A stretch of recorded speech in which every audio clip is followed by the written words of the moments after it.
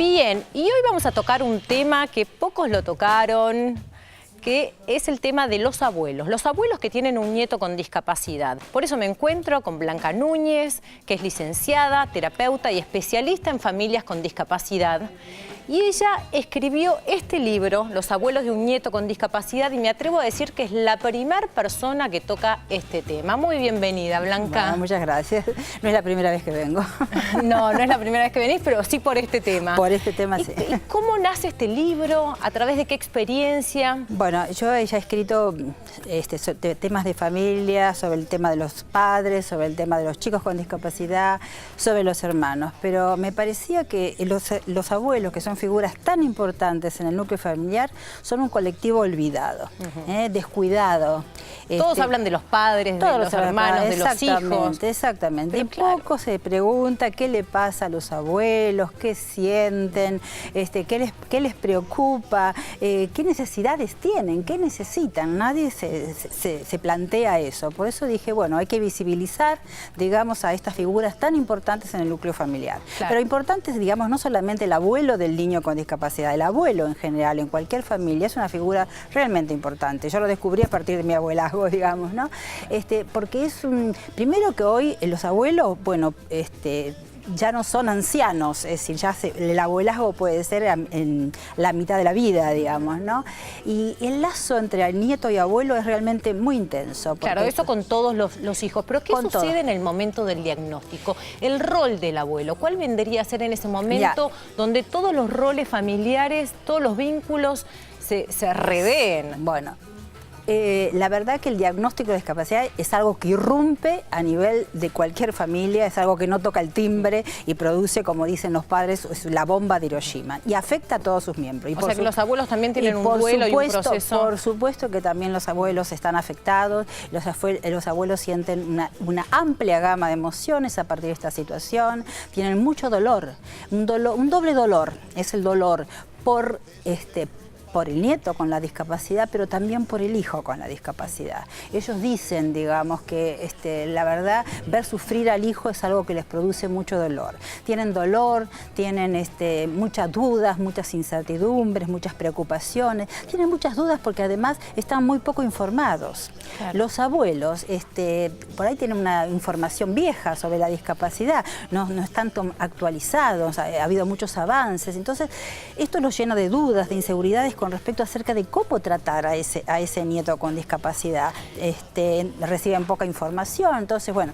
Reciben poca información porque no se los considera, digamos, cuando tienen que haber una decisión familiar que se tome o no los involucran en las charlas con respecto a la temática. Los abuelos, la información que reciben la reciben mediatizada por los padres, pero en general no es el abuelo no va tanto a las instituciones ni recibe a las consultas médicas, por lo tanto es el que está menos informado y por lo tanto quieren ayudar, quieren hacer muchísimas cosas por ese nieto, muchas cosas por ese hijo también, pero a veces no saben cómo hacerlo y a veces toman distancia, a veces la distancia que toman, esa cosa como a veces de falta de involucramiento, también tiene que ver con que no saben a veces qué hacer con ese nieto. Claro. Incluso me imagino, ¿no?, que siendo abuelos, siempre los abuelos necesitan como ser fuertes, sostener a sus hijos. Entonces, ¿con quiénes hablan los abuelos de todo este dolor que vos me comentás? Tienen muy pocas posibilidades. Más, yo voy a rescatar acá un testimonio de un abuelo. Dice, yo sufro mucho por mi nieto y a mí también me afecta mucho ver sufrir tanto a mi hija. No sé cómo poder ayudarla,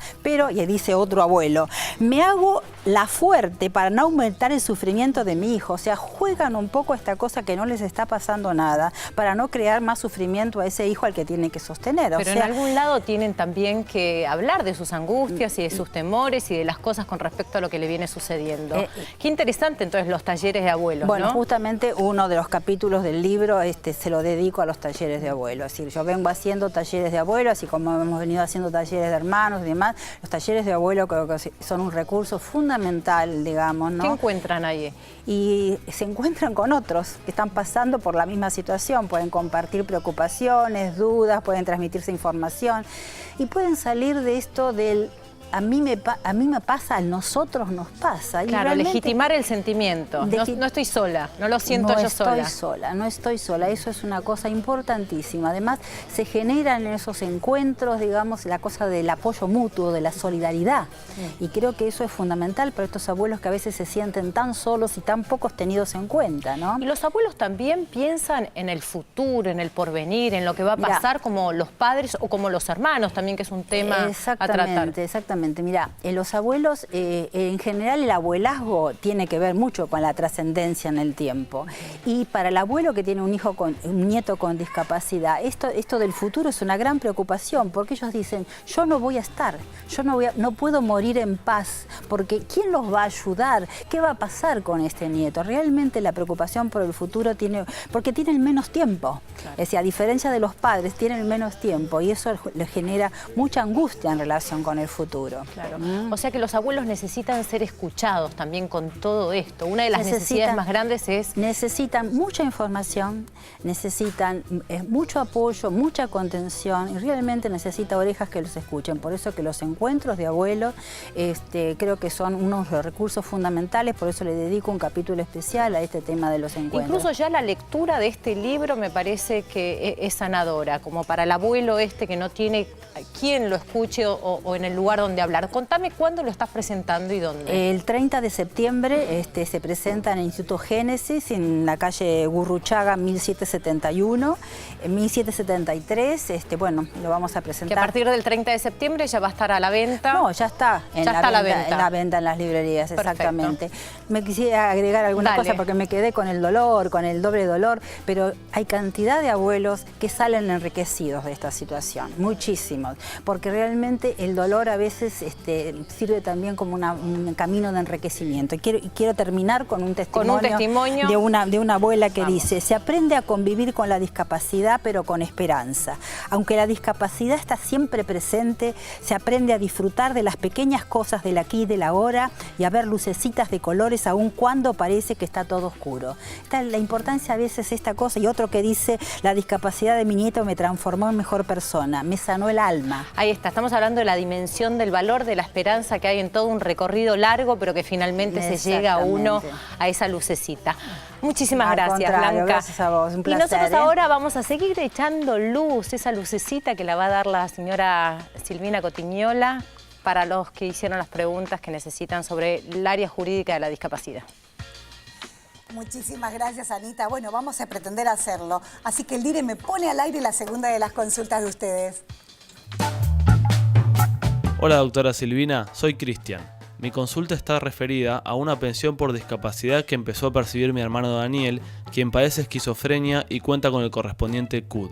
El problema se presentó cuando mi hermano fue a cobrar su haber y advirtió que el monto que recibía era 2.000 pesos menor a lo establecido. Cuando fuimos a averiguar se nos informa que la mujer con quien mi hermano convivió 20 años es quien cobra la diferencia, es decir, el 75% de dicho haber. ¿Esto es así? ¿La ley puede disponer esto? Sumamente agradecido por su orientación.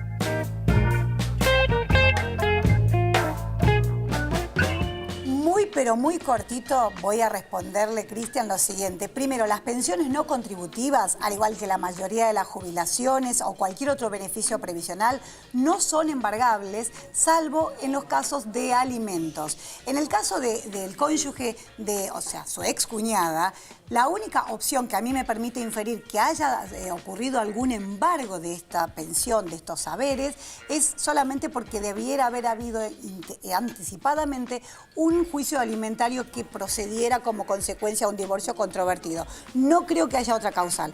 Espero que le haya servido y de ser así, si es insuficiente la respuesta porque no tenemos tiempo, lo completamos en un próximo programa. Yo, antes de despedirme, quiero mandarles un beso muy grande a todos mis colegas, los abogados de la Argentina, que el próximo 29 de agosto vamos a estar festejando nuestro día. Beso enorme para todos ustedes y ahora no se vayan porque acá hay mucho más desde la vida. Seguimos con el programa.